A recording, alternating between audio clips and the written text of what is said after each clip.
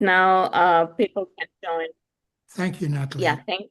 thank you, Natalie, for starting the recording. So, good morning, good afternoon, good evening to everyone. And this is one of our regular series that is a trade policy review, and it's always bringing a wealth of insights into the content of those reviews, and often these sessions have been actually described as more interesting than those real ones that take place in Geneva. But anyway, as Clem said, we have a very rich program tonight, and of course, the topic or the country that is being on the agenda tonight for me.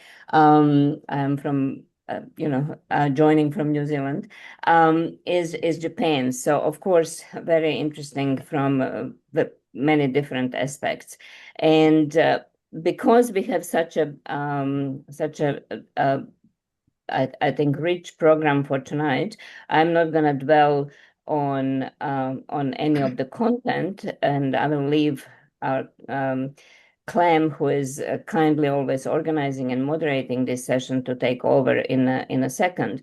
It's just to explain that we record these sessions, and obviously this is a public session, so it will be also shared later on.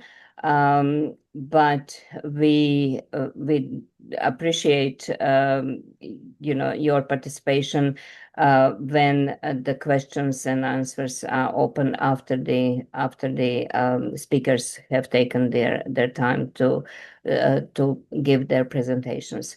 So, Clem, I think you should take over now from me and lead the session. Thank you.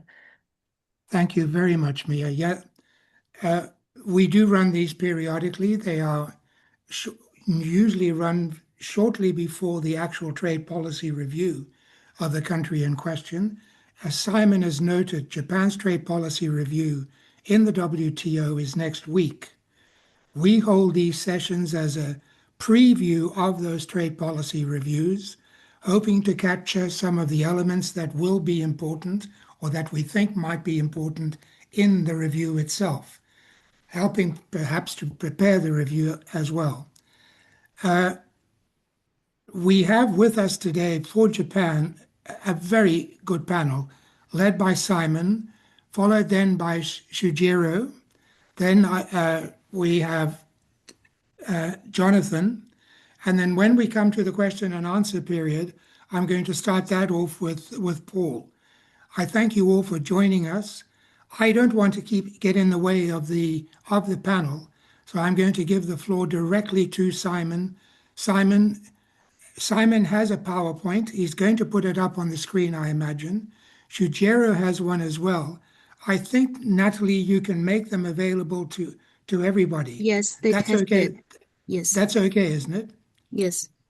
Good. Thank you very much. Simon, the floor is yours, 15, 20 minutes as you wish. Thank you, Clem.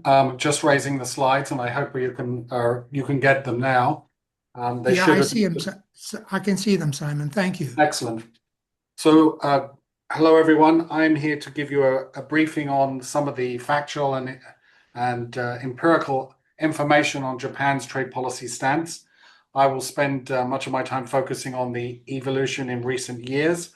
I will break this discussion down into classic trade policy instruments at the border and their trade coverage, and then I will also turn to some of the more interesting developments in Japanese policy, which is towards economic security. Japan was in the vanguard of economic security measures amongst the G7 and has been an active participant in this regard. And I think the choices that they have made are systemically important and interesting, and we may want to dwell on them further.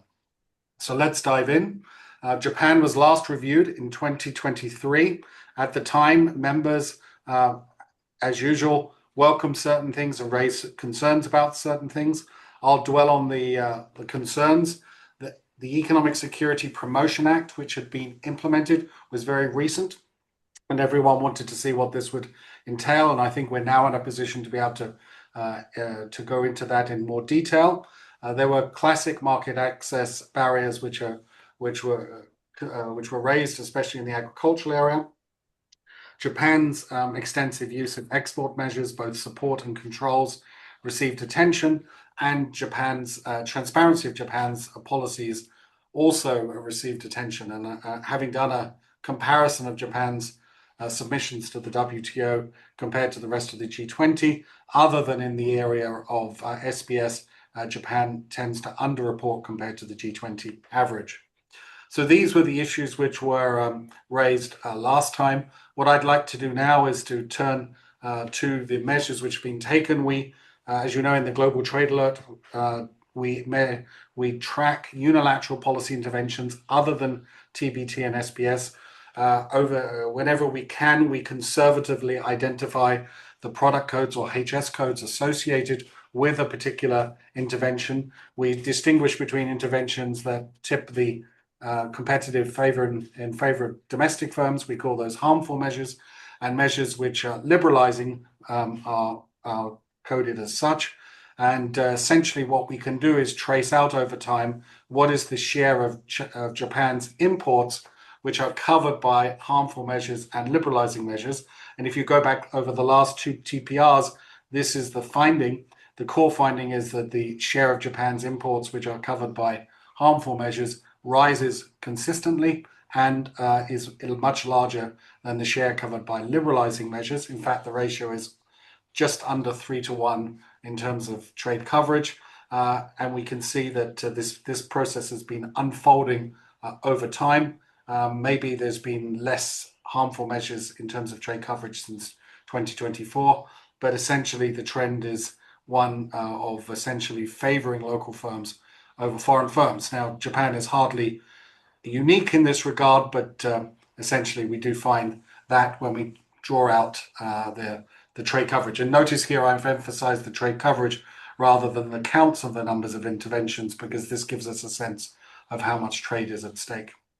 Well, of course, you want to know what is driving the trade. Simon, excuse me, are you moving the slides ahead? No, I'm not yet. Oh, okay, good. And also, can you actually put the presentation on, because it's so you don't see still it not already? I see only like it's not in the presentation mode. Okay, hold on a second. Let me. I think what I should do is raise my slides again. Sorry for the interruption. No, that's fine. Let's get this right. Okay, is this better now? Now you're on the second slide, Simon. Yeah. Yep. So the first slide was my overview of the Japanese TPR last time. We did not see that slide. Okay. Now they're moving forward. So you've now seen this slide. So this is the evolution of the import coverage of harmful and liberalizing measures that I described how we classify them earlier. And essentially, this is the evolution over time that we can see. It's a progressive increase in the number, in the share of imports which are covered by both harmful and liberalizing measures. Maybe since 2024, there hasn't been so much on the harmful side. So you can see that broad import coverage has increased, arguably in the wrong direction, but it would be wrong to say that there's been no liberalization either. So hopefully that slide is now clear. Of course, the key question you will ask is, what is driving the coverage on the harmful side? And here, I hope I can now advance the slide. Do you see a new slide? Now we do, yes. Excellent. So the principal driver of the expansion of import coverage for harmful measures which favor local firms over foreign firms is in the form of subsidies. And here there is an important discrepancy which is worth mentioning.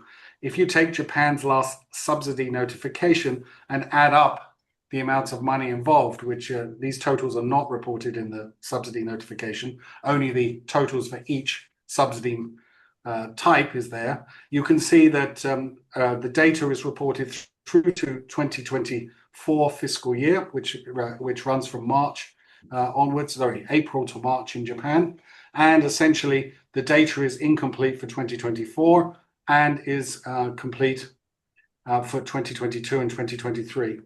And so the Japanese report about $8.9 billion worth of subsidies in 2022 and 9.9 billion in 2023.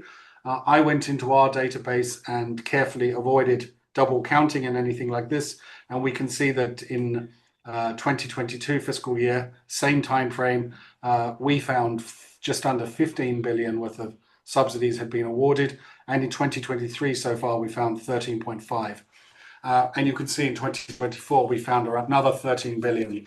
So this suggests that there's two things going on here. One is in our data and what has driven the results on the last slide, it is the subsidies and the favoring of local firms over foreign firms with subsidies to import competing firms in Japan that is driving up the share of imports covered by trade distortions. And secondly, we learn from this that Japan systematically or seems to repeatedly underreport its subsidies to the WTO. This may reflect a different view on Japan by the Japanese of what constitutes a subsidy. Fair enough. But essentially, our data collection work has revealed much larger levels of subsidization than has been reported by Japan to the WTO. So this is an area that may want to be explored at the TPR, what factors drive this. Now, of course, these subsidy notification data rarely covers the subsidies which are awarded through the Development Bank of Japan and other state vehicles. So this is an underestimate. And furthermore, these subsidy totals do not cover any forms of export support. That would raise the total even further. And Japan is pretty active in the area of export support as well.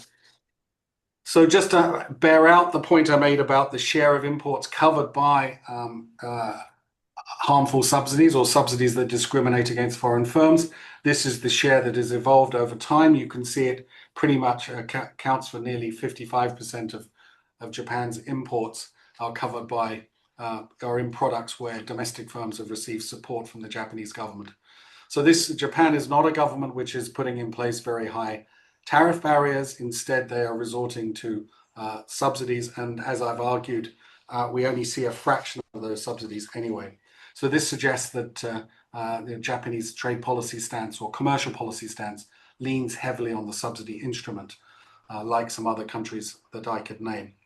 When it comes to the sectors which are affected by or benefiting from harmful measures which protect them, 73% of Japan's harmful measures are concentrated in a small set of sectors, and the ones which are most affected are telecoms and communication equipment, special purpose machinery, basic chemicals, electrical machinery, transport equipment, general purpose machinery, and basic metals. So these are the sectors which traditionally receive support from the Japanese government. Of course, with the data that we have, since we know the HS codes of the policy interventions, we can also back out which countries' exports to Japan are facing these hurdles, and we can then calculate how much exports are at stake from Japanese harmful measures. And there are 34 trading partners of Japan which have more than $1 billion of their exports at risk from Japan's harmful policy changes. I'm not arguing that this $1 billion number should be interpreted carefully. This is not $1 billion of losses. This is $1 billion of exports at risk. So the harm done will be less. You can see that the trading partners most hit, the top 10 are here, and they include China, the United States, the UAE, Saudi Arabia, and Australia. And so do not be surprised if these countries are the ones which pay a particular attention to the practices of Japan in this TPR. And so the measures that Japan has taken of not just covering large shares of its own imports, this of course maps into significant amount of exports which are potentially compromised by trading partners.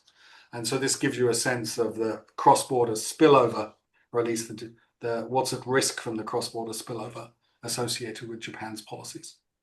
So that's all I want to say about Japan's current policy stance, commercial policy stance. I'd like to turn now to, I think, what is novel and increasingly interesting about Japan's responses, and that is its economic security policy, its link to industrial policy, and its response to recent trade policy shocks and the conflict in the Gulf. So let's start with the industrial policy measures taken by Japan. If we look at policy interventions which are selective, favoring particular sectors, firms, or technologies or supply chains, then our new industrial policy observatory monitor, where we can, identifies which reasons are given by the Japanese government as to why they are intervening. And you can see over time the share that is red has fallen. That is the share which is associated with the objective of promoting competitiveness. And instead the share which is blue has gone up. That's the share associated with promoting national security. Notice also that the share of measures associated with climate change mitigation has shrunk to almost zero, and the share of measures which is associated with security of supply measures has grown as well. So if you put the industrial policy interventions which support security of supply together with the national security motivated interventions, you can see that they account for about half, or over half actually, of the measures that Japan has taken in recent years. And as this chart shows, since we compare Japan with the rest of the world, Japan is following the trend of other, or Japan is part of the trend, let me put it that way, part of the trend observed in other countries. So we can see this chart, I think, highlights how the security imperative has become very important in the case of Japan. And then I think this motivates why Japan has, or at least is in line with the fact that Japan has taken increasing numbers of measures to support economic security. And that's where I'd like to turn now. Now, Japan was the first of the G7 countries to institute an economic security strategy and program. It has emphasized a series of factors which I'll come to. It should also be said that Japan has used its G7 presidency also to try and find common ground with its G7 partners on economic security. And it would be fair to say that Japan has been in the vanguard here. The triggers for Japan's actions are listed on the left. The rare earths export incident of 2010 was seen as a pivotal moment in changing opinion in Japan. And also the pandemic has also revealed a number of critical supply chain vulnerabilities. The increasing rivalry between China and the United States over technology is another complicating factor. And as I'll argue towards the end of my presentation, the Gulf conflict has also raised questions of shortages. So these triggers have, I think, provided the rationale for Japan's economic security strategy. And in Japan's approach has three parts to it. And one part is fairly unique, the second part. The first part of seeking to ensure that Japan has and maintains its own independent right of maneuver or room for maneuver, the strategic autonomy component, is shared by other industrialized countries. And so the strategic autonomy objective is one we see elsewhere. The partnership model is also something we see in the economic security strategies of the European Union, and arguably you could argue in the case of critical minerals, even the United States has embraced this particular partnership model this year. What is unique about the Japanese model is that they have a specific objective to make themselves strategically indispensable. And that is to find ways in which Japan's has key either technologies or manufactured goods or some other commodity or feature which other countries need, and this provides a deterrence against being exploited or weaponized through trade. So the Japanese have a specific strategic indispensability objective. So Japan's original law was codified and followed up by the National Security Strategy in December 2022, where this three-part decomposition was articulated. The evolution of Japan's framework over time is highlighted on this slide. And here you can see that essentially the law was first enacted in 2022.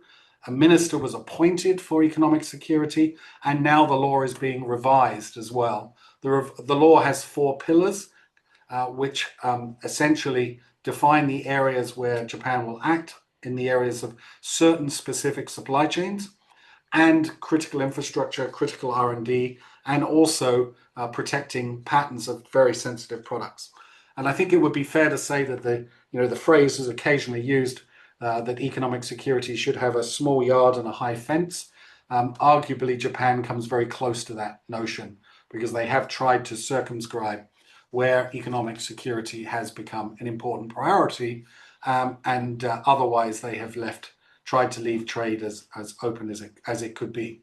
So this is a particular approach which we may want to discuss a bit further. The tools which Japan uses are these 4 here. To the extent that they restrict anything, it's restricting certain exports and restricting certain FDI decisions. Otherwise, the tools used are largely subsidy related. When we break down where Japan has been deploying its industrial policy, it turns out that a growing share, very, very high percentages of that, of the industrial policy actions in recent years have been driven towards dual use goods and advanced technology products. So I think in that sense, Japan is deploying its industrial policy in line with its economic security objectives. So this gives you a sense of how this, I think, important initiative is unfolding. And to some degree, for those of us who follow economic security, the Japanese model is given a lot of attention precisely because they were first movers. And this may be something we wish to discuss. My last 2 slides cover more recent developments. The one which I'm sure will get some attention is the agreement between Japan and the United States on trade and investment, which came out last year. Much is known about this. I will not repeat too much of it. I've summarized here the main findings. Of course, this agreement may end up being revised in light of any 301 decisions, which will come in July. But I think the one area which is of particular interest is the commitment to invest $550 billion in the United States. The terms upon which that plan is going forward has been contested, and the messages from Washington and Tokyo are not exactly aligned. And that might be an area where our Japanese colleagues could clarify further what Japan's plans are. And the last point to make is that Japan has been somewhat active in responding to the Gulf conflict shortages. Japan was the country which released the most from its strategic petroleum reserves. It has taken measures to enhance its energy security by diversifying the sources of fuel and energy that it is generating. And this is a clear part, again, I think rather consistent with the overall economic security strategy we've seen. Japan has also taken diplomatic steps. It publicly refused Iran's offer for safe passage through the Strait of Hormuz of tankers. And yet on the 29th of April, the first super tanker to pass through the Strait of Hormuz was Japanese and was heading for Japan. So there's an interesting question as to what role diplomacy actually played there. And lastly, we see that in the areas of fertilizer, medicine, and food, and medical equipment, I should add, Japan has been taking a number of measures, too many to list here, but this is clear, and also the press reporting and the ministerial statements suggest that Japan is concerned about shortages of these important items, and we may well see further measures there as well. So hopefully this overview brings you completely up to date with where Japan's commercial policy stands on the brink of its 14th trade policy review. Thank you. Simon, thank you very much indeed. May I pose two questions? One is, you said that subsidies were underestimated, in particular because the development bank subsidies were not being shown, and secondly, because of export supports. I know you have data on that. Could you dig it out and give it to us later on? Particularly the export supports, because we're supposed to have export prohibitions. They're no longer WTO legal, as it were. And then the second point I'd like to raise is China. The US is the second most affected by Japanese measures, at risk, as it were. Yet it has this agreement with Japan. Is there any interlinkage there or not? Again, please come back to us later on that. Shujiro, may I go to you? Shujiro Yes. is a. All right. Thank you. Thank you for the Hang on. introduction. I was about to introduce you. Sorry. My name is Shu Rata from Japan. I'm an academic and I'm not a government official. But what I like to do is to talk about Japan's trade policy using slide. Do you see my slide? Yes. Okay. So, and let me begin by discussing the current global trade environment against which Japan's trade policy or Japan trade strategy has been formulated. And this is the content of my talk. I like to do it in maybe 10, 15 minutes. So the first slide shows the current global trade environment that I see.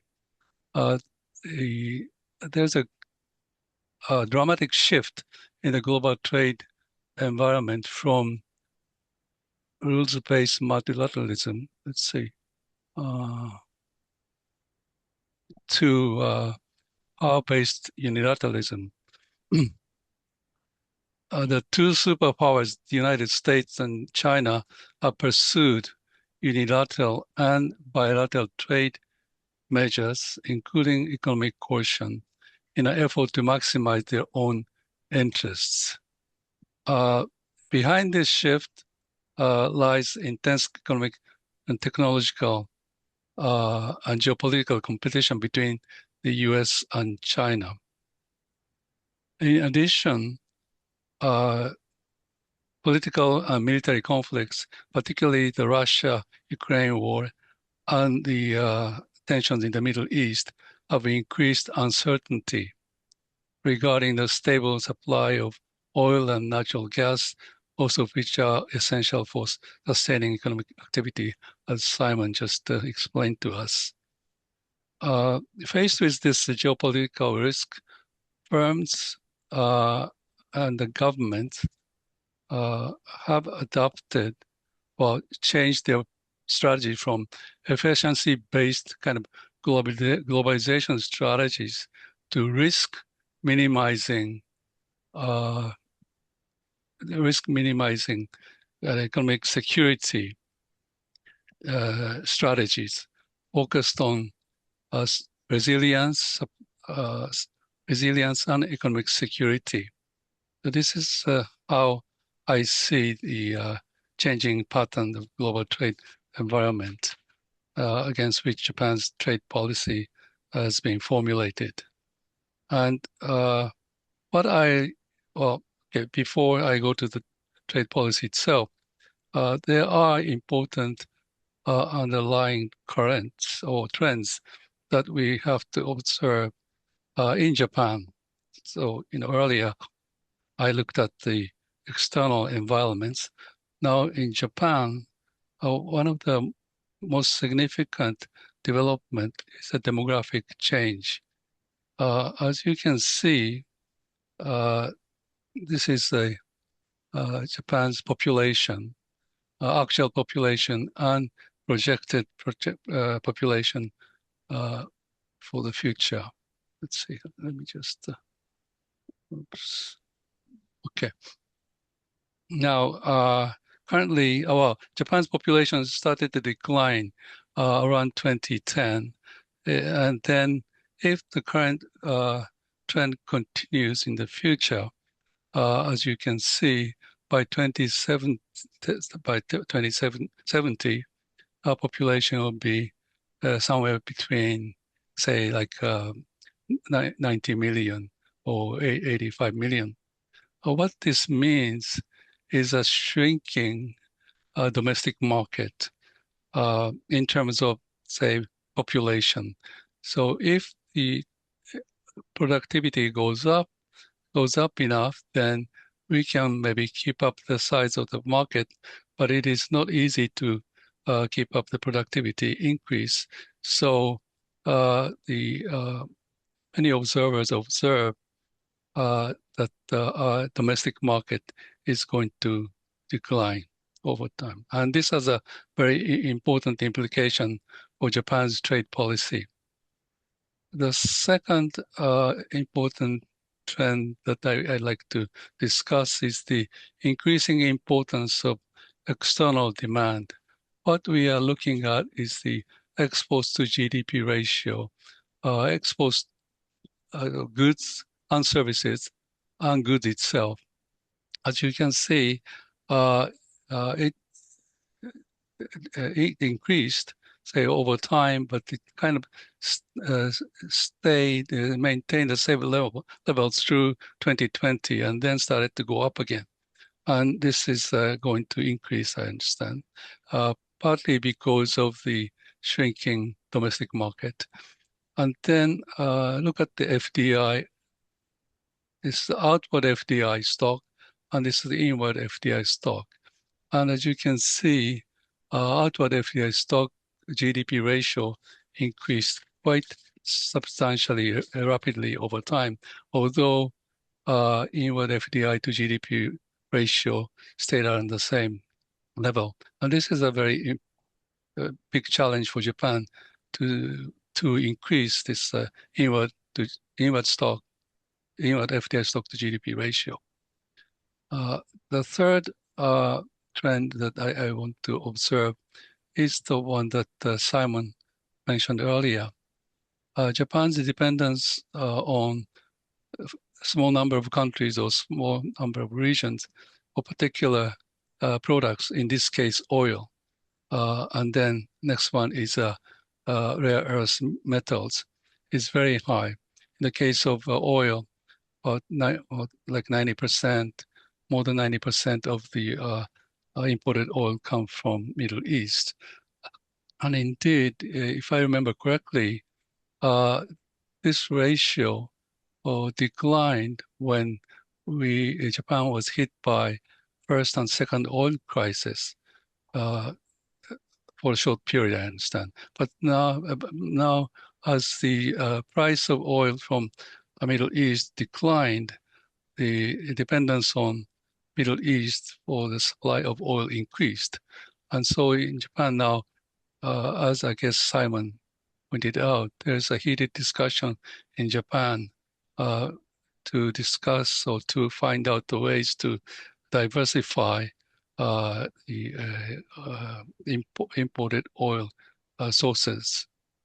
And this is a very heated discussion now going on. And now turning to rare earth metals, Japan's dependence on China, although declined from, say, 93% in 2009 to about 63% in 2024, still Japan's dependence on China for supply of rare earth metal is very high. And this is one of the I think serious issues that the Japanese government tries to reduce. This is so these are three important trends when we look at the Japan's trade strategy. What I now turn to is based on the finding that I found from METI's, Ministry of Economic Trade and Industries, a kind of publication. So although I'm not a government official, but most of the information that I'm going to provide you, it comes from the Japanese government, or METI in particular. Well, according to METI's trade strategy, the objective of Japan's trade strategy, including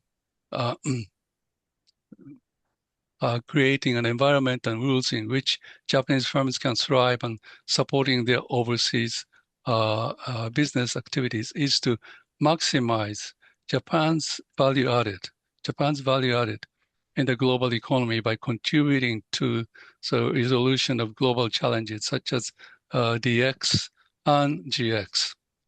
This strategy is built upon industrial and economic policies aimed at enhancing the value added of domestic industries and raising real wages. And in order to achieve this objective, METI came up with three methods or three pillars or three policy measures. First is to respond to fluctuations in the international economic order amid the rising protectionism. In order to respond to these changes, preserving a rule-based trade order is the policy that is desired or that is pursued. And second pillar or second policy measure is to incorporating overseas vitality for maximizing value added. That is to promote exports and outward foreign direct investment. And the third pillar is integrating efforts to ensure autonomy and indispensability, that is to strengthen economic security. And as we heard from Simon, these two key words, autonomy and indispensability, are the key words for describing Japan's economic security policy. Now, then this strategy goes into more specific key policies to achieve these objectives. In order to reconstruct the international economic order by pursuing fair and free trade rules and engaging in multi-layered economic diplomacy, they point out the need building up bilateral relationship through various means such as bilateral FTAs or bilateral cooperation discussions and projects, and also cooperation with like-minded countries. It's not just a bilateral, but with a group of countries on specific issues, such as decarbonization in AIDS. That means Asian zero emission economic community, and economic security in G7 discussions. And another policy is to maintain and strengthen and reconstruct the international economic order, specifically expanding CPTPP and also RCEP, RCEP, and then enhancing EPA, that is expanding EPA by including other countries, and also investment agreements play a very important role here. And also restoring and strengthening WTO functions comes under this item. Then another key policy is strengthen ties with Global South countries. Global South countries is one of the main targets of Japanese trade policy or economic policy in recent years. They think Global South countries are very important. Japan is one of the so-called middle power countries, including EU member countries, Australia, Canada, and so on.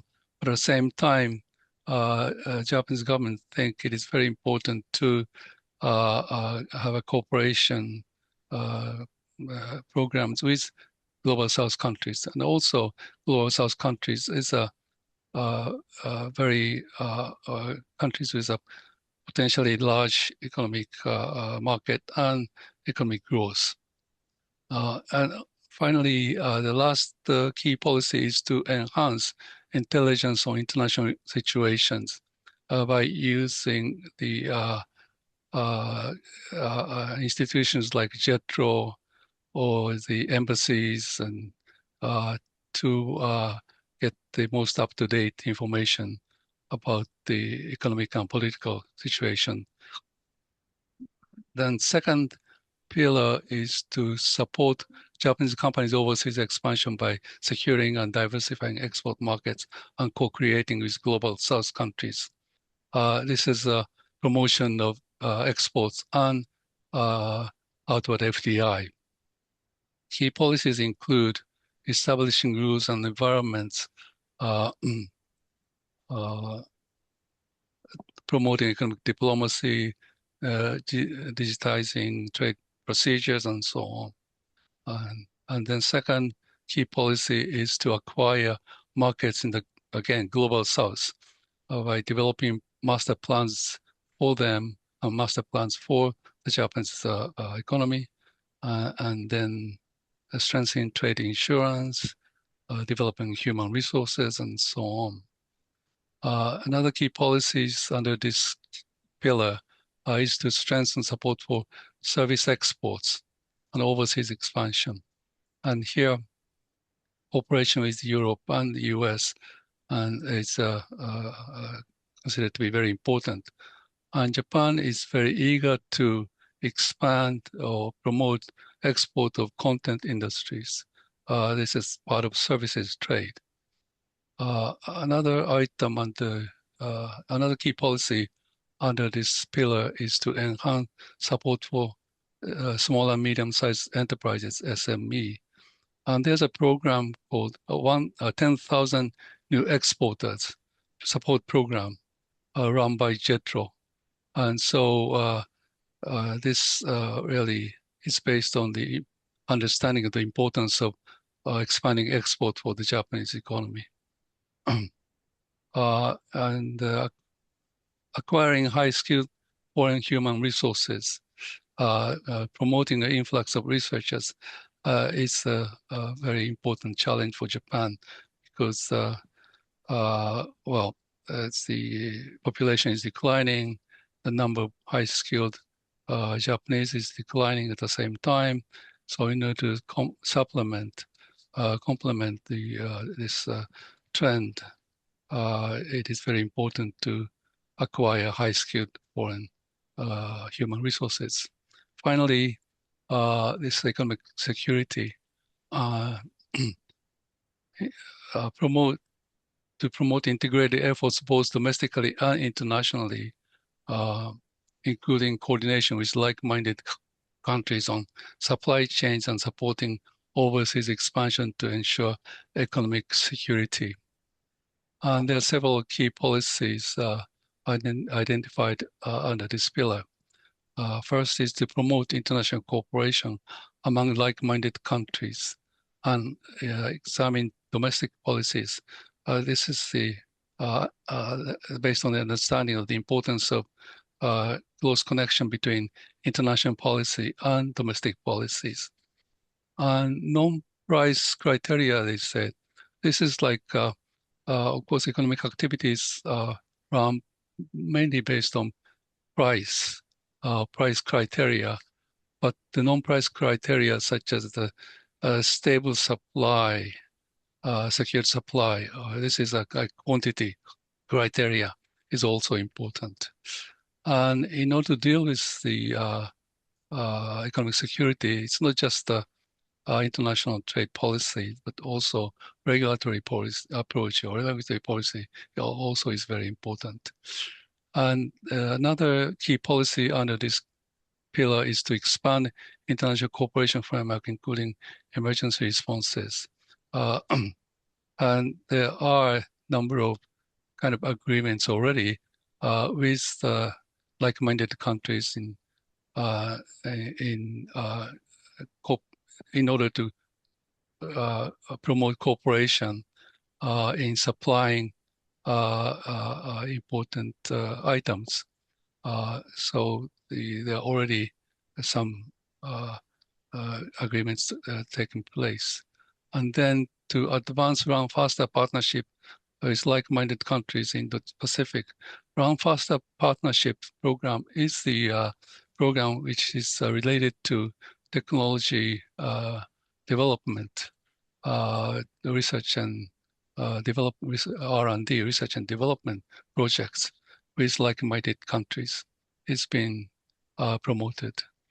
And then another key policy is to support Japanese companies' overseas expansion for supply chain resilience and for addressing global challenges by Japanese indispensability. again, this indispensability is another key word, as Simon said earlier. And this is to develop technology. I mean, it has various maybe components, but one is to develop and keep this important technology that Japan is likely to hope to develop. And overseas expansion of Japanese companies is thought to be very important for diversifying supply chains. That is to make supply chain more resilient. And finally, to develop, or particularly for rare earths, promoting diversification of sources in energy and minerals, use an institution like JOGMEC. This is to specialize in developing energy and minerals. NEXI is an export insurance institution. These institutions play a very important role in promoting diversification of resources in energy and minerals. Let me end here. Thank you very much. Shujiro, thank you very much indeed. It struck me, the increase in the export to GDP ratio really struck me, among other things, in the interesting things that you said. And it leads back to my earlier question to Simon about export supports. If we could get back into that later on, perhaps, Simon. Right. Jonathan, I'm going to give it to you. Jonathan, amongst his many past achievements, was an Canadian ambassador to Japan, where he was awarded a very high rank in the Order of the Chrysanthemum, I believe. Jonathan, the floor is yours with the flower. Well, Clem, thanks very much. I'm quite overwhelmed and intimidated by the presentations we've had thus far. Very comprehensive. And indeed, a TPR discussion at the WTO would take a full day, plus a day to digest and a day for Japan to respond to the questions raised. And we're going to try and digest all this within our very limited time frame. I think the best I can do in complimenting Professor Urata and Simon, who have both been mentors to me for some time, is provide a little more broader context. And let me make 4 points in the short time available to me. First, in trade policy terms, we all care about each and every WTO member succeeding in enhancing its growth prospects, in the belief that full participation in an open environment makes sense, but it has to be supported at home in each of our countries with sound economic policies. Japan has struggled for many decades with taking advantage of its innovative strengths. It outranks just about everyone on a per capita basis, on Nobel Prize winners, on innovation at the front end of things, but has lagged quite a bit in commercialization, in getting more startups into the ecosystem, and so on. That has plagued the Japanese private sector for some time. And pressures continue for corporate governance reform to open things up. Most of the innovation takes place within closed systems, within industrial and corporate conglomerates. There's not enough venture capital being deployed. And Japan has every opportunity to improve on that. It's not a direct subject for trade policy review, but it does inform the context. Second point, to build on both Simon and Professor Urata, is, look, economic security is not just the flavor of the day, but has been a constant, particularly for Japan, for the better part of a couple of centuries. Um, uh, Whether you go back to the 1880s and the expansionist policies of the empire in those days, one of the triggers for their early aggression leading up to World War II was to seek more energy and resource security. The island of volcanic rock is short on resources, and thus it's always been a primordial concern for successive Japanese administrations and governments to seek out and to secure the resources necessary for economic development. And as Simon pointed out, Japan is far from alone in this motivation, since every sovereign wants to have the necessities that help to propel domestic economies. And Simon was very careful not to be too judgmental in acknowledging that this is fairly mainstream these days, but it's been a constant and will continue to be a constant in international economic relations. Third, not mentioned by either speaker, but getting a lot of publicity, yes, in recent weeks, is the relationship between trade policy and fiscal and monetary policy. Some allegations in some quarters that Japan is, in fact, not getting the same publicity, but deserves to be considered just as much a currency manipulator as China.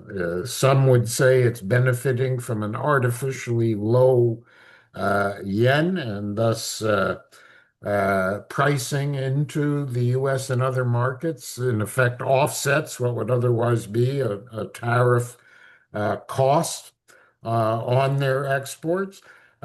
Treasury Secretary Bessent was in Tokyo preceding President Trump's visit to China. Many people expected there to be some pressure, but in fact, what's been going on is because Japan faces some of the weaknesses, some of the shortages, some of the tensions that have already been highlighted, confidence in the yen had waned a bit, and it did slip.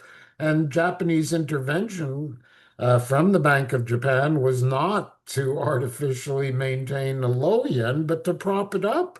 And Besant acknowledged that. But there'll continue to be quite a bit of interplay between currency and trade. And of course, the U.S. Section 301 investigation, which encompasses Japan, will require continued examination of that. That's not a WTO role. The WTO is supposed to defer to the IMF and its determinations of crossover effects. So keep that open. The fourth and fourth point, I'll have a fifth, is going back to the corporate structure in Japan.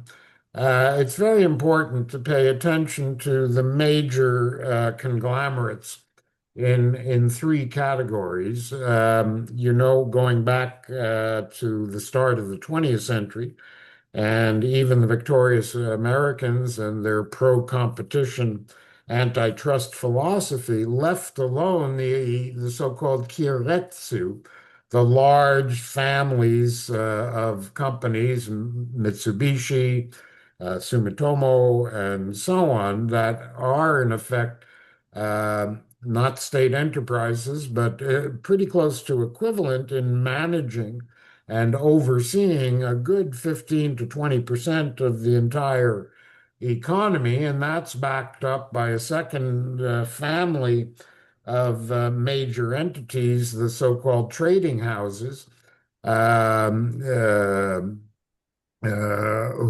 are middlemen for just about everybody else in the economy, spanning resources to financing to matchmaking of buyer and seller, both from abroad to Japan and through Japan as middlemen throughout Asia and otherwise. They continue to thrive.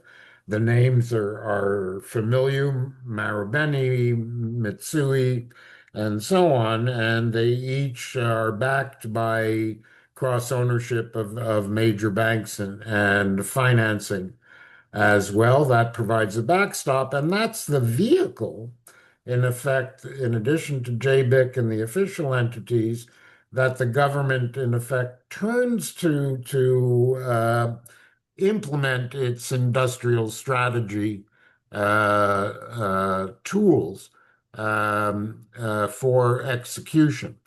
So, all of which is to say that if you take a step back and look at Japan's management of its fiscal affairs, um, its um, its recent and fairly comprehensive not only set of investment incentives that Simon identified and that Professor Urata underlined, but also accompanying tax reforms um, uh, that are largely not very different from the United States and other Western countries in saying we have certain sectors that are either too important to fail or lack sufficient capital investment incentives.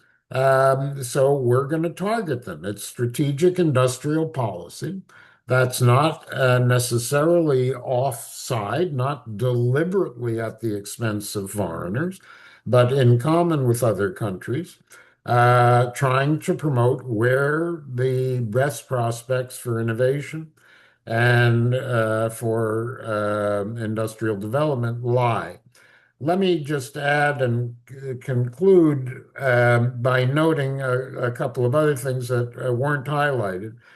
The Atlanta Council just published a short blog that borrowed a movie title and said Japan is in a situation where there's everything everywhere all at once going on. So you have continued tensions and some saber rattling vis-a-vis China.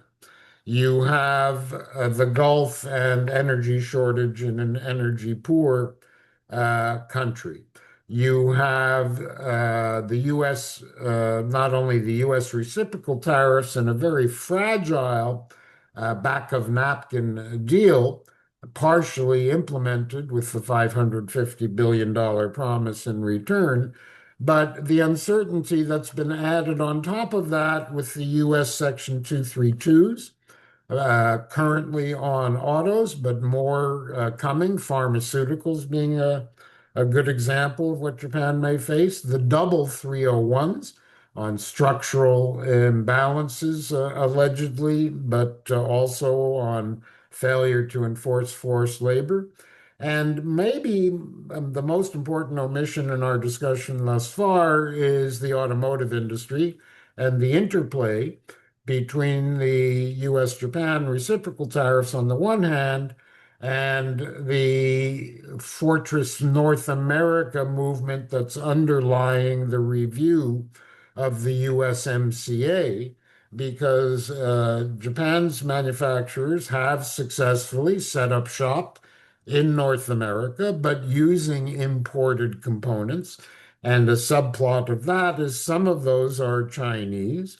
And the ever tightening Commerce Department and related rules, not covered by the US Japan reciprocal agreement, require some significant re engineering to cleanse even the Mexican otherwise qualifying automobile componentry and parts going into North American products, to cleanse them of Chinese componentry, to account to the nth degree of detail how much steel comes from where and where it has been melted and poured, and so on, which may cost the Japanese auto industry significantly in continuing to compete in the North American market. That's a very fluid situation.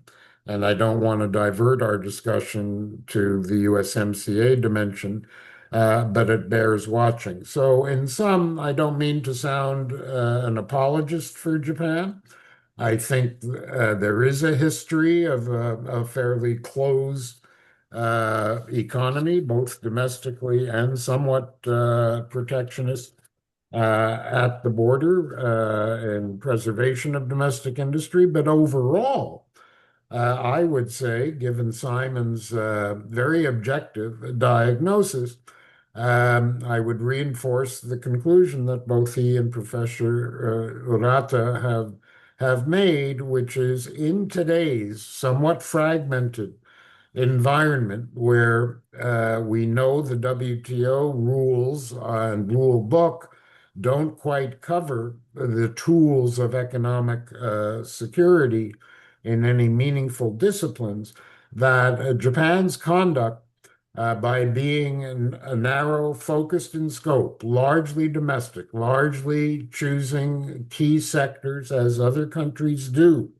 where they can best play in global value-added supply chains, are fairly consistent, fairly mainstream. And thus, TPR needs to put the specific measures that will be raised in a series of questions into this broader context, including clubs, alliances, coalitions of the willing, critical mineral partnerships, and so on, that characterize doing of business in this volatile environment. So, Clem, let me stop there, and happy to join the discussion. That's a marvelous place to stop, actually, and a very good lead into our question and answer session with you, Paul, because you're going to talk precisely on a follow-up, I believe, to what Jonathan just said. I'm going to give you the floor. Paul is a professor at the Tokyo campus of Temple University and has agreed to join us and to talk about a follow-up, really, on what Jonathan has just been talking about. Would you go ahead, please, Paul?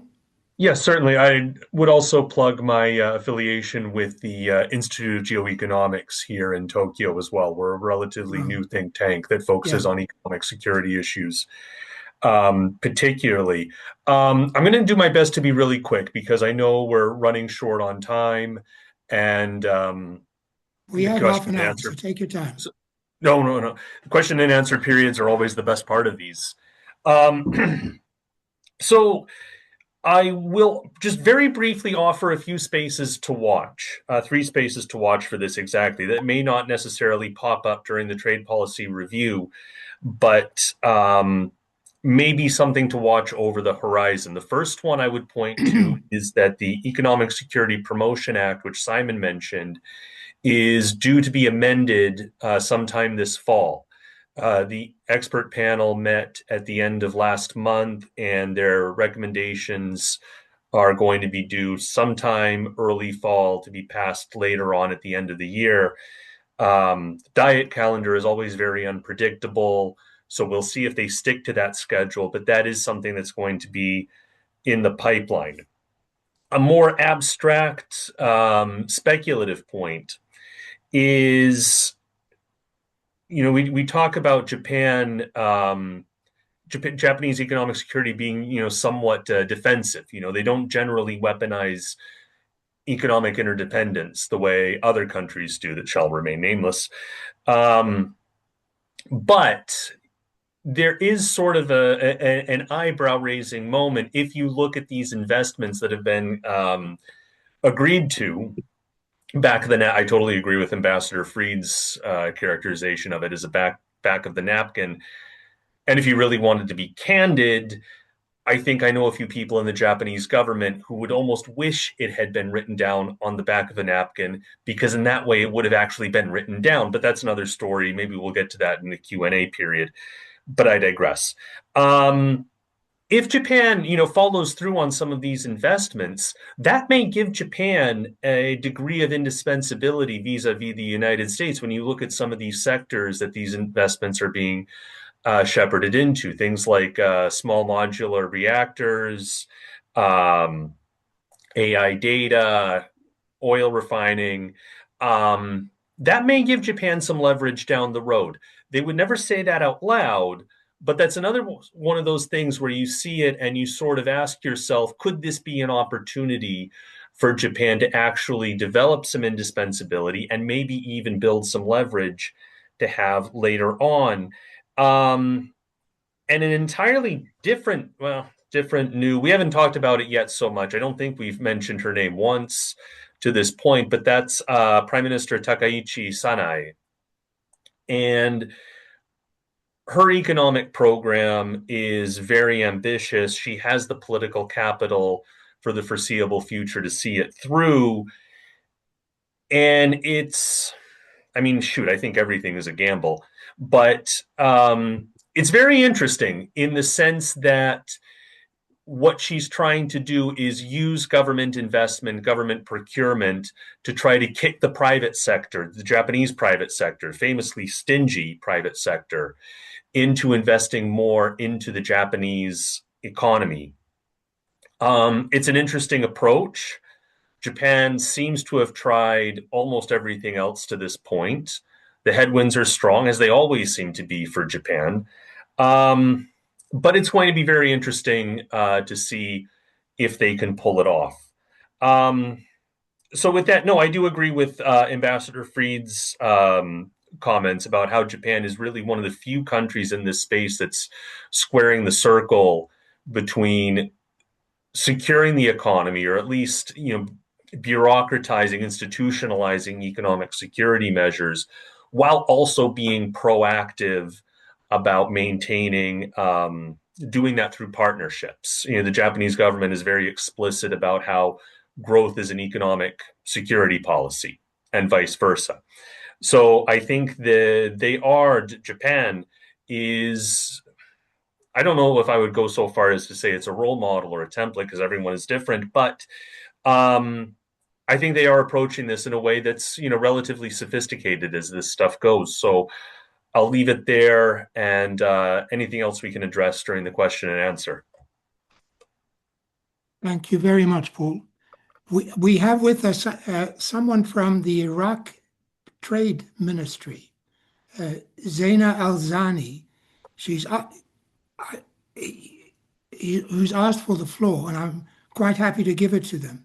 Natalie, could you ensure that she has the floor? Yes, she can speak now. She can speak, and thank you.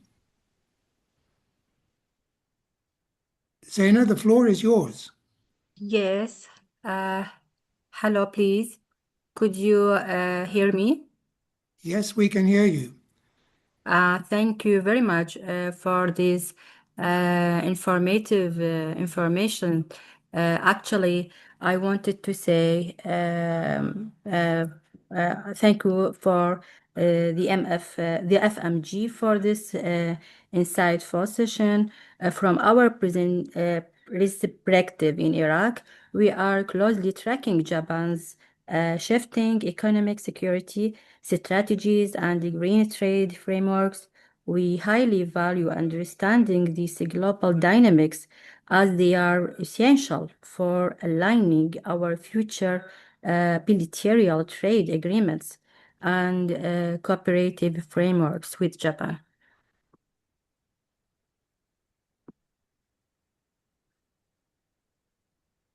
Thank you. Thank you very much indeed. I believe you are the first Iraqi speaker at an FMG session. Welcome. Thank you. Thank you very much. Can we get back to the question I asked Simon right at the beginning about export supports and what seems to be an attempt at export-led growth? I may be exaggerating, but Simon, could I come back to you? Sure. Essentially, Japan does make use of export support measures, largely in the form, I think, of export insurance and other forms of assurance provided to its exporters. Shu mentioned the role of NEXI. To be frank, it's very hard to get a full accounting of what different transactions they support abroad. and so we can only really track what they do when they put out press releases saying that they have undertaken this or that transaction. But the support definitely exists. And the other area of support which Shu mentioned is in the support that the Japanese government gives its firms to make transactions abroad and investments abroad. So those I can tell you there is about 14 or 15 of those every year. So Japan supports not only its exporters but also its exporters of goods as well as its manufacturers. Let me say one other thing about the export-led growth, which came out in our work or analysis of Japan's behavior. I do believe that there's been a big boom or at least a significant increase in Japanese exports of services as well. So it's not just a goods issue, there's also a services dimension as well. And I guess for people who have the Chinese experience in mind, one has to wonder if there's a parallel here between slow growth at home and export promotion abroad.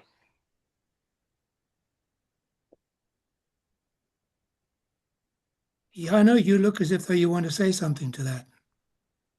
Me, I think that's an interesting question. No, I thought I was looking at Yano on the screen, Okay. and he looked as if though he wanted to say something. No. Sorry, actually, thank you, Clem. I actually have something different, but I don't want to Please go break ahead. that. Okay, No, thank you. please go ahead. Yeah, thank you very much. Thanks for all the presentation. This was really informative. One thing, just to let you know where I stand in all this is, obviously, I don't speak for the government. I worked for the WTO for 20 years, and I'm now living in Geneva.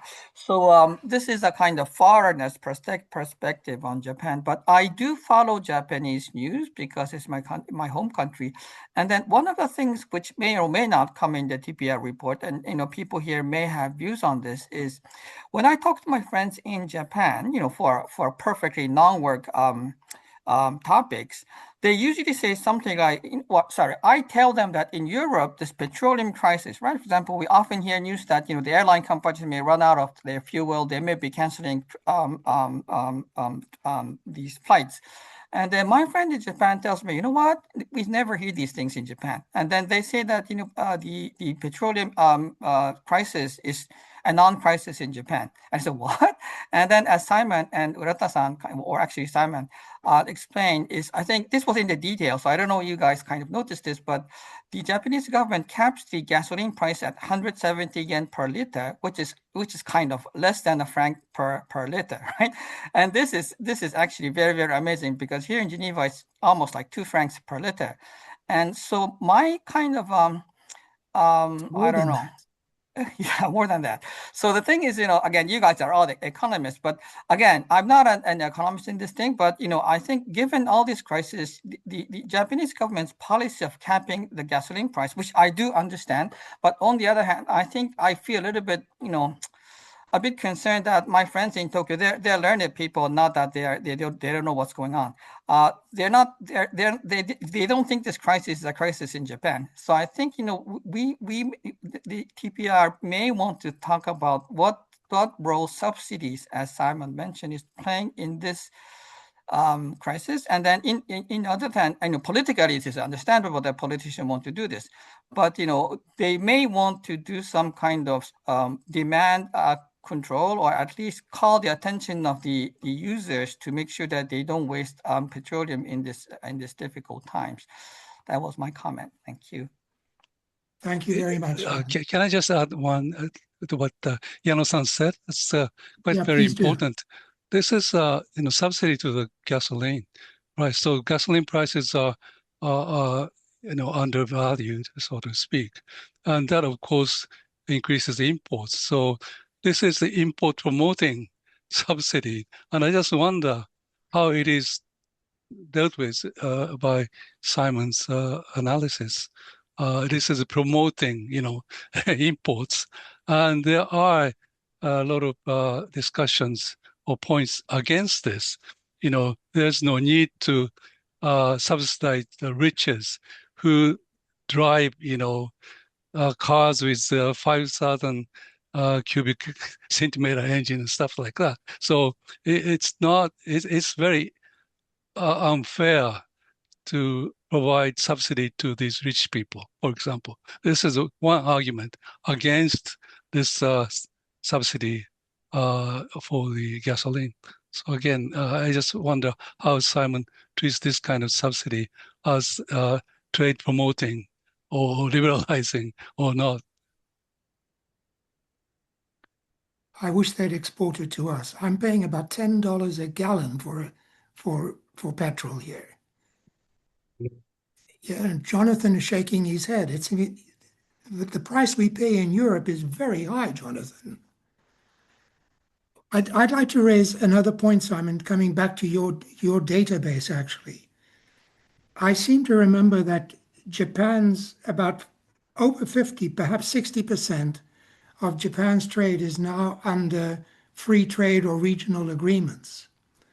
Yet at one time, Japan was a holdout for multilateral agreements, and they resisted free trade agreements. This raises in the back of my mind the question of Japan's attachment to multilateralism, attachment to the WTO.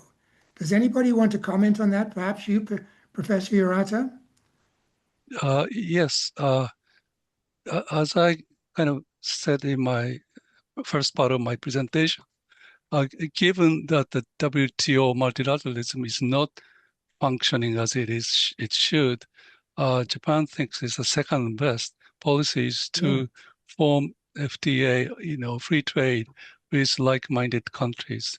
So that's how they justify, quote unquote, justify their policy favoring FTAs. And what is the position, do you think, of the private sector about these policies? Private sector in Japan is very, what's the word? They are not proactive.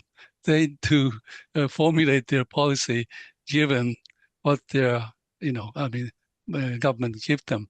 So I think private companies are working very hard to maximize the benefits which they may obtain from participating in FTAs. So that's the calculation that they perform, I think. Right, Jonathan? Well, Alejandro has his hand raised. Briefly. I'm sorry, I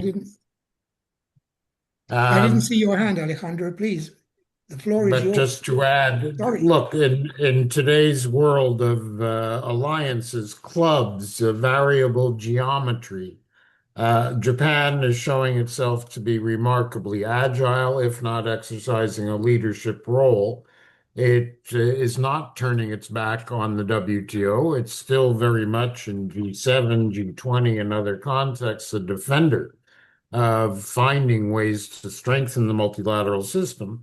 But its expanding network of FTAs, bilateral and plurilateral, is a complement. They're active in CPTPP. They just hosted a CPTPP EU dialogue, for example, to look for synergies there. So the shift over the last decade or two from 100% pure multilateral approach to a mixed approach, I think is to be complimented and welcomed, not as something that is turning their back on or inconsistent with support for multilateralism.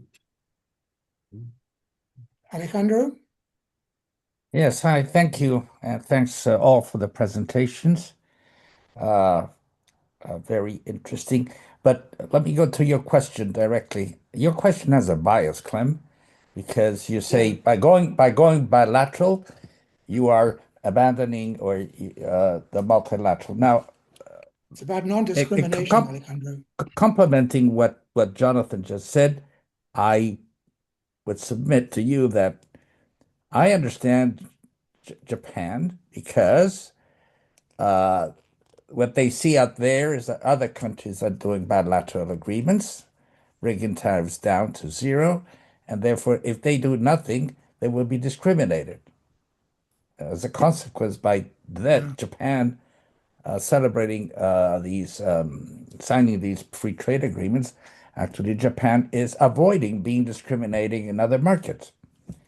And so this is a push to achieve non-discrimination, as of course that is very much in tune with one of the main objectives of the multilateral trading system, non-discrimination. Thank you, Alejandro. More questions? Please, finally, if you allow me, please. Yes, please, by all means. Yes, please.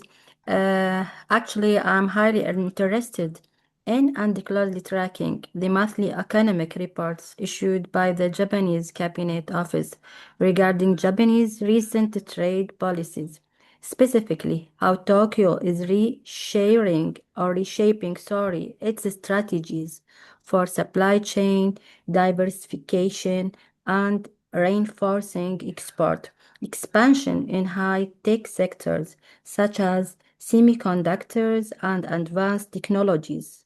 Understanding these governmental directions is essential for aligning our bilateral commercial cooperation and future industrial partnerships. Thank you very much indeed. We are beginning to run short of time, so I'm going to go back to the panelists to give each a closing word. And Paul, I'm going to start with you if you'd like to say a few words. Myself. You've got takeaways on the board here. My takeaways from this is, first of all, it's been a terrific discussion. So thank you to you and thank you to the panelists and everyone for joining today. It's I think Japan is in a relatively good spot in terms of policy, which is helpful because it's in a really difficult spot in terms of its situation. And we could spend it's nighttime over here in Tokyo. So I'll say evening. We could spend all evening talking about Japan's difficult situation between the demographics, which Professor Urata mentioned, between the closure of the Strait of Hormuz, between being squished between China and the United States, between, the relatively stagnant economy that we've had since the end of the bubble in the 1990s. It does relatively fine. And, I'll pick up the thread of, I guess this will be my final thought. I'll pick up the thread that Mr. Yano said about the price of gasoline in Geneva. I live in Tokyo, and I just got back from the United States yesterday, actually, where the price of gasoline is about $5 a gallon, which is extremely expensive for Americans. And in America, you have a very strong sense of crisis, which is kind of ironic because the United States is relatively insulated as a, net producer of energy. They should be relatively fine. We all know energy is traded on a global market, world price, and all that. But the United States is in a pretty solid situation, and yet there is a palpable sense of crisis. Japan, on the other hand, is quite exposed to these sorts of insecurities, not just from the Strait of Hormuz, but from all sorts of other points. And Takaichi's approach has been sort of to say steady as she goes. And the most palpable impact so far, I say this in all earnesty, the most palpable impact that I've seen so far is that one of the major potato chip brands switched the ink on its bags from color to black and white to save on NAFLA. That's been it so far. And I think what that gets to is not, I would not say it's an obliviousness or anything like that. I think that the Japanese understand what the risks are, but they don't really dramatize it or politicize it in ways that you see Americans do. And I think that's true across a lot of different things. Speaking consistent with the theme tonight, particularly in economic security and China-Japan relations, where these will be, both issues can be, viciously politicized. Japan doesn't really take that approach. They don't really politicize these issues. I mean, everything's political, but they're not politicized to the extent that you will see in many other cases. And I think that does Japanese policymakers, Japanese decision makers, a lot of good in leaving available a lot of political space to, play to the policy that works rather than playing to the audience. And in a way, I think that's very helpful for Japan. So I'll leave it at that. Thank you very much once again. Thank you, Paul, and thank you for joining us. Jonathan, a minute or two? Well, just very briefly, watch this space, I think, is the way to leave this, because we do have the Section 232s and 301s coming down the pipe, which could disrupt the reciprocal trade agreement between Japan and the United States. The USMCA angle matters. And I at least flagged, but depends on what the Secretariat writes up, the fiscal monetary taxation policy dimension as also relevant. Japan has implemented Pillar 2 on international minimum tax, a 15% minimum effective tax rate. On the other hand, as Simon highlighted, their current new tax reform is a direct incentive for onshoring of advanced manufacturing, but that may be in like-minded countries' collective interest.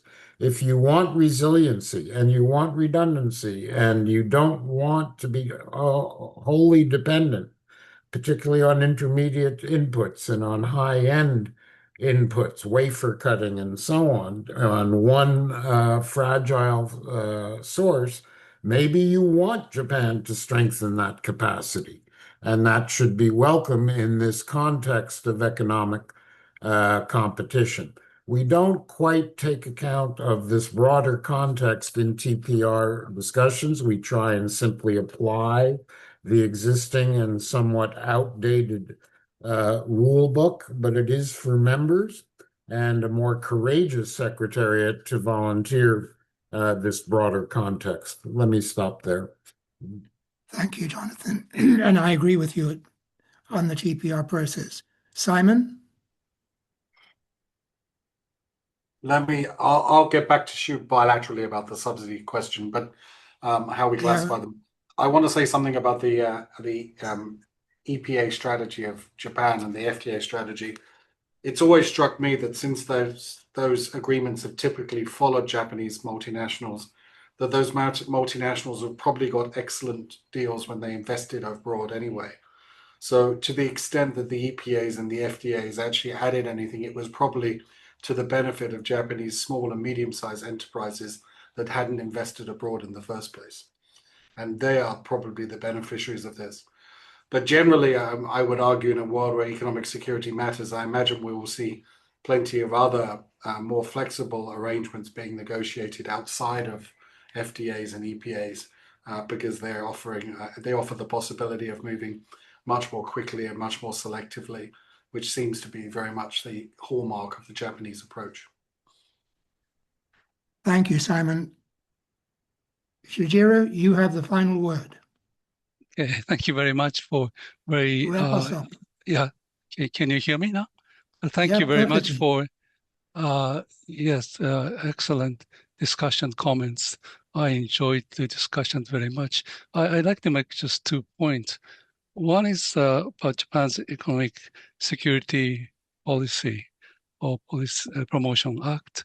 And I understand, as I guess it was Simon maybe said, Japan is a vanguard in this area. It may be true that because Japan was the first country to set up this act, but what I'm a bit concerned is yes, there's a framework now, but inside the framework, in other words, mostly human resources. I may be wrong, but there seems to be a shortage of capable human resources working for this agency, or there's a agency, right? And then they said that they will set up a think tank under RIETI, as a matter of fact. That's what I'm affiliated with. And very few people seem to know about this. And so I just wonder if, words are spread, but the contents of the words, or the contents of the framework, or the contents of this institution seems to be in short supply. That's one comment. And second comment is about macroeconomy. What I see, there are a number of problems, as Jonathan mentioned, many of them, macroeconomic policies and so on. What I observe is the lack of increase in wages or income. That is one of the most serious problems that Japanese economy is faced with. Some people say labor productivity is not going up, and that's why wages are not going up, but that's not true. If you look at the statistics of labor productivity, continue to increase, last 20 years. What did happen to wages? Nominal wages stayed the same level. And the result is huge corporations, big corporations, they are making record high profits, okay? But they are not really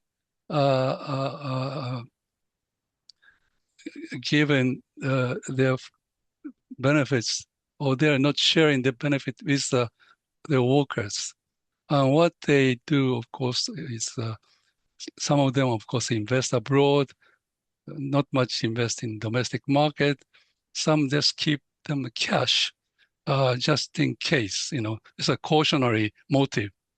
And I think that's the problem, why companies are not spending their money, the profits. These are large corporations.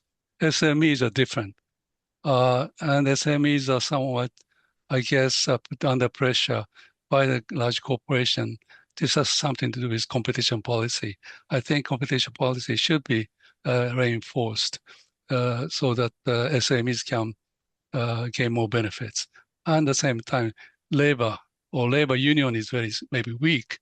And that, I'm not sure, is something to do with competition policy, but that's, this lack of increasing wages is one of the basic problems. If they go up, like productivity or like profits of large corporations, domestic, consumption demand will go up, and that will, of course, lift up the economic activities, and that's not happening in Japan.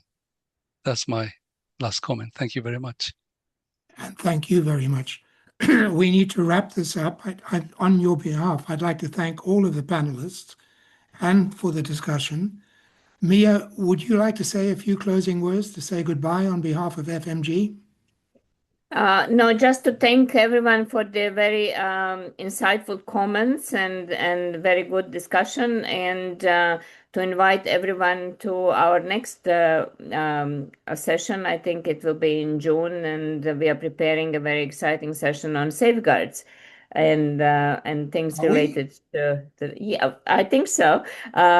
We will share the announcement very soon. Yeah, thank you so much. And thank you, Clem, for organizing these sessions. They are absolutely magnificent. Thank you so much. Thank you. Thank you to all, and bye-bye. Bye-bye. Thank you very much. Thank you. Thank you. Bye-bye. Thank you.